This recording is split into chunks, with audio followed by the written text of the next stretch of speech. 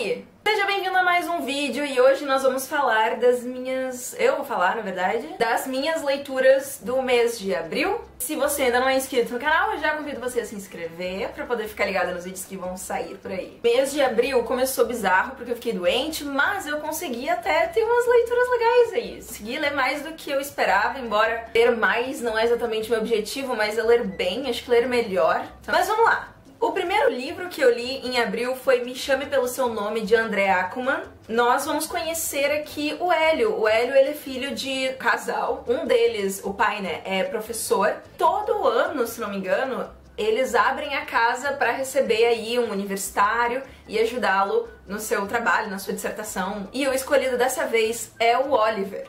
Como nós vemos tudo no ponto de vista do Hélio, as coisas são interessantes, assim, de um outro modo, porque o Hélio, ele é um rapaz de 17 anos e o Oliver, ele é bem mais velho que isso.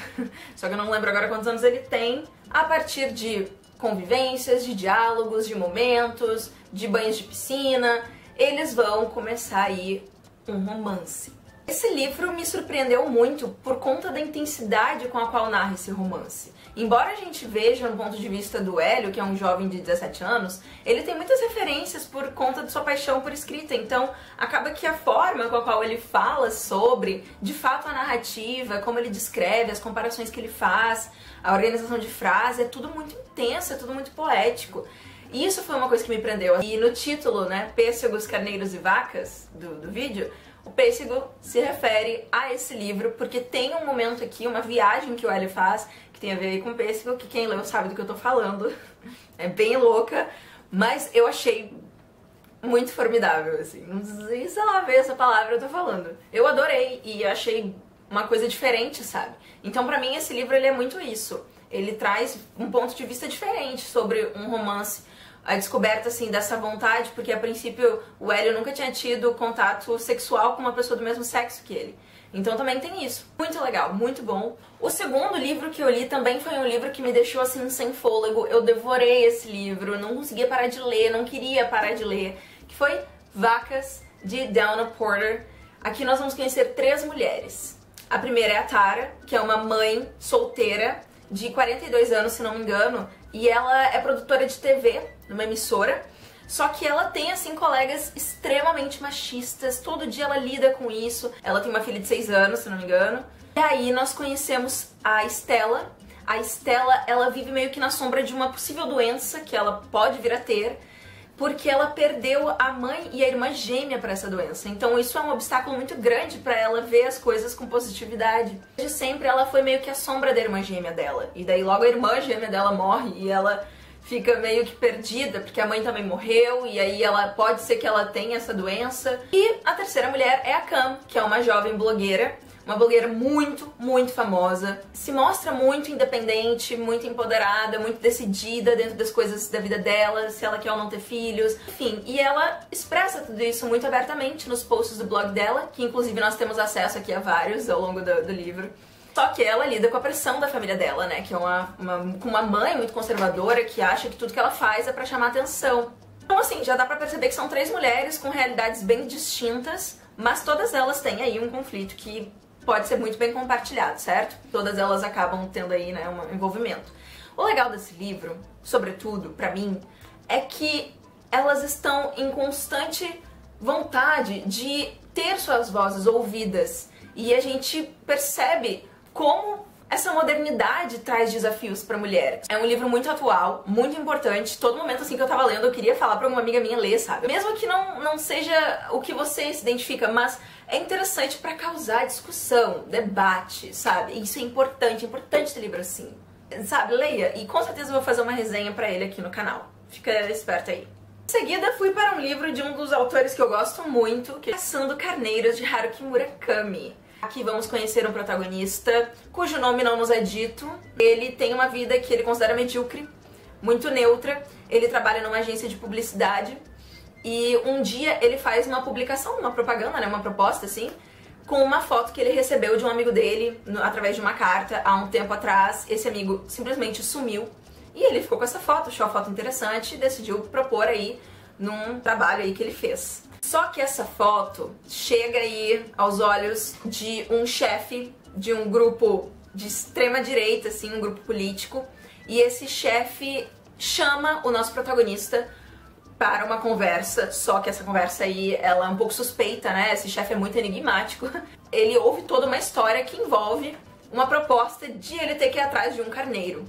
E a princípio esse carneiro está nessa foto. Então assim, a foto, o carneiro, tá tudo conectado e ele vai ter que se virar. Caso contrário, o chefe ameaçou ele de acabar com a vida dele, assim, sem oportunidade nenhuma, porque ele também tem aí muitos contatos, mundialmente falando. Ele precisa que o cara encontre esse carneiro. Agora ninguém sabe onde é que tá esse carneiro é bizarro, esse carneiro, a espécie dele não existe, entendeu? Tipo, ninguém sabe pra onde começar. O cara disse, ó, te vira, só vai, e tem essa atmosfera muito de sonho do Murakami. É um livro muito Murakami, sabe? Obviamente porque foi escrito pra ele, mas eu digo assim, você consegue destacar elementos que dá pra encontrar em outros livros dele, como esse lance aí de ser uma atmosfera de sonho, ter uma coisa assim, no meio de uma realidade, de algo assim estável, você tem uma quebra que é fantástica. Então, é um livro bem interessante. Se esse final não tivesse sido desse jeito, acho que não teria me impactado tanto. No início eu tava achando ele, legal, assim, mas daí quando chegou numa parte lá, nossa, assim, eu amei esse desfecho. Então eu recomendo, leiam até o final. A minha quarta leitura foi um conto de Machado de Assis, mais especificamente O Alienista. É muito diferente você pegar e ler Machado de Assis por livre e espontânea vontade, e em relação a lê-lo na escola por uma determinada pressão. Na época da escola a gente acha um pouco desafiador, né? Dependendo assim do nível de interesse de leitura. E bem, eu achava um pouco, né? Mas assim, achei delicioso esse conto, é muito, muito bom, é engraçado também. Aqui nós vamos conhecer o alienista, né? Um médico chamado Simão Bacamarte. Devido a, assim, um certo estímulo que acontece na vida dele, por conta de algo que ele não tá conseguindo fazer, ele acaba tendo uma reflexão que leva ele a se interessar pela psiquiatria. E aí, na cidade de Itaguaí, que é onde ele reside, ele decide criar a Casa Verde, que é uma casa onde ele vai reunir os loucos da cidade para estudá-los. Só que todos são nada mais nada menos que cobaias para os experimentos dele. E é engraçado porque, a princípio, as pessoas acham estranha essa ideia de construir essa casa para reunir loucos. Até porque tem muita gente que acha que não tem tantos loucos assim, né, na cidade de Itaguaí. Mas ele começa a reunir muitas pessoas, tipo, ele chama uma galera. Ele chega e diz, não, tá com distúrbio de não sei o quê, aí recolhe gente, vai recolhendo cada vez mais gente pra Casa Verde, e as pessoas vão ficando com medo do Simão. E aí, né, já viu. É muito interessante, porque traz muito essa questão de o que é a normalidade e o que é a loucura, qual é a fronteira disso, quem é que pode, quem é são o suficiente para decretar que aquela pessoa especificamente é louca. E tem isso, assim, fortemente uma hora aqui pra ser discutido. Inclusive, assim, no momento em que você começa a dizer que todo mundo é louco, a princípio, a louca ali não é todo mundo, né, querido? Tem alguma coisa errada com você. Ele tem aqui umas referências muito interessantes, acho até bastante atual isso. Enfim, muito bom, muito interessante. Recomendo também. O quinto livro que eu li foi A Vida Invisível de Eurídice Gusmão, de Marta Batalha. E, gente, que livro, não é mesmo? Na sociedade carioca dos anos 40, impõe limites às mulheres, exigindo que elas tenham uma vida tediosa e quase unicamente de dona de casa, nós conhecemos Eurídice, uma grande mulher e tudo o que ela poderia ter sido. É muito legal essa história da Eurídice, porque no livro nós não só vemos a trajetória dela e das suas realizações e vontades ao longo dos anos, como também nós acompanhamos um pouco do passado de personagens femininas que fazem parte da vida da Eurídice. Então nós conseguimos destacar elementos que unem essas mulheres, embora elas tenham realidades diferentes, dentro dessa realidade opressora, que impõe muitos limites às mulheres, assim, de, sei lá, a Eurídice, ela tá mostrando ali um desenvolvimento incrível, uma habilidade fantástica, uma capacidade de ser algo mais dentro, assim, de uma profissão, e ela é completamente cortada pelo marido dela. E aí acaba sendo um livro também que mostra muitas facetas desse tédio que as mulheres viviam, como os dias pareciam ter mais horas do que deveriam. E ainda assim, em meio a tudo isso, a gente consegue ver como as mulheres resistiam de forma inspiradora, né, a essa opressão. É um livro muito potente, com uma protagonista que tem muita fome de mundo. E a escrita da Marta Batalha é muito gostosa, muito fluida também. Minha sexta leitura foi De Volta para Casa, da Seanan McGuire. E olha, eu vou dizer pra vocês que foi uma leitura que me surpreendeu muito. Imagina só se você, quando criança, encontrasse um portal que te levasse para um mundo paralelo. Um mundo cheio de magia, da forma mais distinta possível, e você vivesse lá uma aventura inesquecível durante anos. Anos que se passaram no seu mundo, sim, então você tá sendo considerado como desaparecida ou desaparecido. E aí, por conta de algo, você acaba retornando depois de passar esses anos todos, e ter essa aventura fantástica, conhecer lugares e, sobretudo, se identificar com esse espaço como se fosse sua própria casa. Um espaço em que você conseguisse ser quem você realmente é, sem ter medo de ser oprimido, encontrando ali a aceitação e aquela liberdade que você sempre procurou. E aí, de repente, você volta pro seu mundo. O que será que aconteceria com você? E com essa vontade de voltar? Então, aqui em De Volta Pra Casa, nós vamos conhecer um lugar que é como se fosse tipo um lar da Senhorita Peregrine. Ele reúne jovens que voltaram desses seus mundos, dessas suas aventuras, e que querem retornar.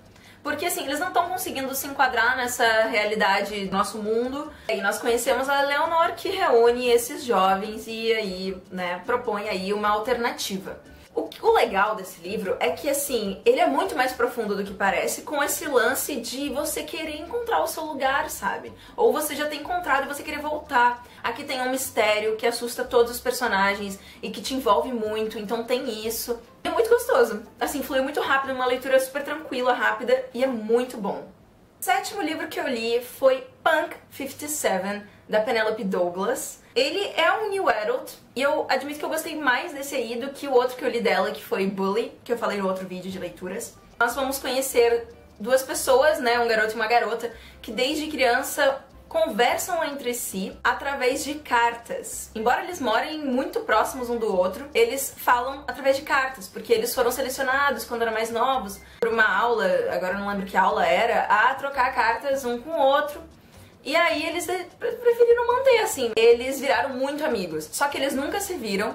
Eles só sabem o nome do outro e, obviamente, muitas coisas. Mas eles decidiram que queriam manter assim, que não estavam prontos pra se conhecer. Até que um dia, o Misha, que é o rapaz, a garota é Rhiann. O Misha acaba descobrindo quem ela é, mas ele não fala nada. Ele só interage com ela. Claro que ele imediatamente sente uma emoção muito forte. Ela não desconfia de nada e, enfim. 3 meses depois, nós acompanhamos a vida da Rhiann, como é que ela está. E a gente descobre que o Misha não escreve pra ela há 3 meses, desde o dia em que ele descobriu quem ela era, mas ela não sabe. Ela, no colégio dela, recebe ali na sala de aula um garoto novo, que nós sabemos que é o Misha, mas ele é introduzido com um outro nome, Mason. E aí o Mason começa a implicar com ela, né, o Mason. E aí eles começam, né, a se provocar, a ter conflitos. Enquanto isso, tem alguém na escola que anda pichando umas coisas muito estranhas na parede e que assina como Punk. Eu achei esse livro divertido, mas claro que eu ainda tenho meus problemas com esse lance aí do rapaz opressor, sabe? Do rapaz, assim, que gosta de humilhar a garota. Eu tenho muitos problemas com isso. Embora a Rhiann, nesse livro, ela revide de umas maneiras, assim, bem babado, assim, eu gosto disso, gostei disso, sabe? É melhor do que em Bully. E aí, também da Penelope Douglas, em seguida eu li Corrupt. Corrupt já é um dark romance, ou seja, ele é um new adult, só que ele foca em questões pesadas. Ele é muito pior do que Punk 57, no sentido de machos. Em Corrupt nós vamos ter o seguinte: existe aí 4 rapazes mais velhos que é a nossa protagonista, e eles têm aí um grupo misterioso. Ela sabe quem eles são porque o chefe, o líder, digamos, desse grupo é irmão do namorado dela, e é por quem ela sempre esteve apaixonada. Vamos botar nomes. Nós conhecemos a Erica, e a Erica cresceu com o Trevor, que é o irmão mais novo do Michael, que é o líder dessa galera. E Erica sempre foi apaixonada por Michael, só que Michael sempre deu umas patadas em Erica, porque a família dele dizia-se que ela estava sendo criada para o Trevor, que é um babaquinha. Uma noite, a Erica decide se desafiar e ela vai atrás deles no Halloween pra ver o que eles fazem, assim. E aí as coisas começam a partir desse dia. E finalmente Michael nota a Erica. O problema é que 3 anos depois, nós temos intercalado, né, assim, o período da noite do Halloween com a vida da Erika 3 anos depois dessa noite do Halloween. E o Michael, ele passou 3 anos livre, mas os 3 amigos dele estavam presos. E eles querem vingança, então eles estão indo atrás de Erika.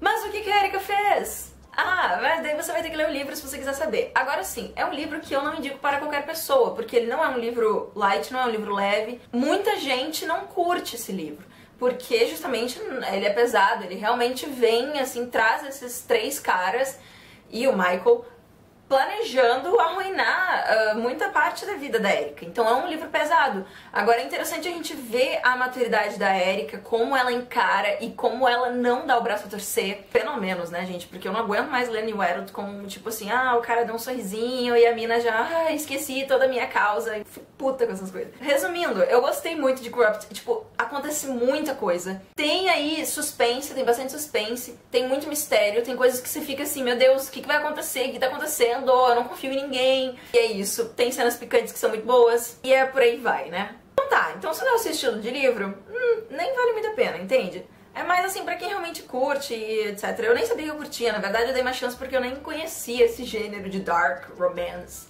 E aí o próximo livro que eu vou falar aqui é um livro que eu tinha dado uma pequena pausa, porque no mês passado eu li Só Mulheres e é escrito por um autor, mas que eu peguei pra ler novamente este mês, e eu tô falando de It. Ele voltou, gente, tá aqui ele, não estava abandonado, eu estava lendo, juro. O que eu acabei lendo dele foi da página 312 até 868, foi muita coisa que eu li para o que eu estava planejando, e eu preciso dizer que tá absurdo de bom, tipo, muito bom, muito fantástico. Agora sim, eu percebi que ele é bem diferente, quer dizer, o filme ficou bastante diferente do livro, embora tenha muita essência, assim, sabe? Mas os acontecimentos, algumas coisas eles trocaram personagens, trocaram uns negocinhos. E então, assim, se você assistiu o filme e ficou, não vou ler o livro porque eu já vi o filme. Não vá com esse pensamento, porque vale muito a pena ler esse calhamaço. E, tipo, é muito bom porque você tá na aventura junto com essa galera. Você é conduzido, sabe? Você tá lendo e você tá vivenciando aquilo. Uau!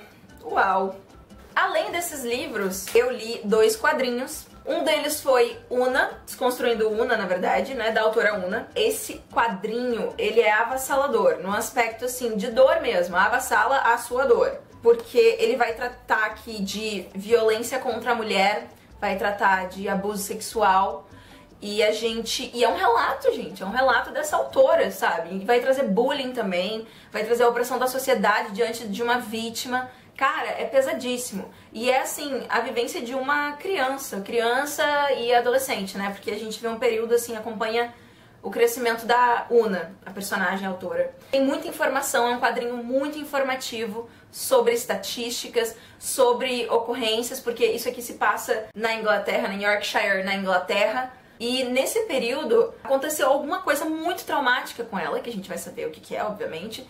E ao mesmo tempo tá tendo um serial killer de mulheres em Yorkshire. Então, só que aqui mostra assim a imbecilidade dos policiais em descobrir quem é esse cara, sabe? Porque a maior lição desse quadrinho, assim, uma das maiores lições, na verdade, né? É que a violência masculina, ela não é questionada, gente. Ela é naturalizada. E isso causa consequências na vida de mulheres que são fatais. E aí aqui a gente tem esse relato muito cru dessa realidade.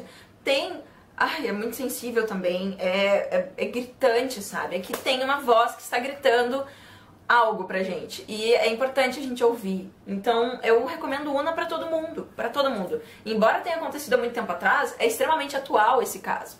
Então é muito importante. Eu vou fazer sim uma resenha pra ele também. O segundo quadrinho que eu li foi Deus, Essa Gostosa, do Rafael Campos Rocha.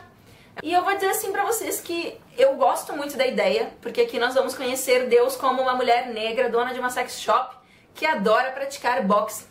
Eu acho isso muito legal, sério, muito legal. Inclusive ela também gosta de tomar cervejinhas com Satã, que está também personificado aqui na forma de um senhor, assim, mais maduro, muito charmoso. E eles gostam de conversar. E o interessante é que eles fazem umas críticas muito engraçadas a bordões religiosos ou não da sociedade. É muito engraçado essa parte. Ele é um quadrinho curto, rápido e tal, A história em si, o roteiro, eu não achei tão, sabe, assim, eu achei fraco, na verdade. Enquanto isso mesmo, é interessante, mas o quadrinho, o roteiro eu acabei achando bastante fraco. Bom, preciso dizer que dentre todos eles, as leituras que eu mais gostei de fazer foram Vacas e It. Porque It, assim, eu entrei e não parei, sabe? Não parei. Vacas também. A leitura que mais me surpreendeu dentro da proposta, assim, quando eu peguei e li a sinopse, foi De Volta para Casa. Eu não estava esperando o que eu li. Gostei muito. O livro que eu indico para ler imediatamente é A Vida Invisível de Eurídice Gusmão e Desconstruindo Una. Então, muito obrigada por me assistir até aqui. Se você gostou, deixa um like, se inscreve no canal, compartilha o vídeo. Se quiser me falar das suas leituras de abril, pode falar aqui nos comentários. Por favor, me segue no Instagram que eu tô postando coisinhas legais lá e tá crescendo, e aí seria bacana esse apoio aí de vocês. E no mais, é isso. Até o próximo vídeo e eu desejo a todos ótimas leituras.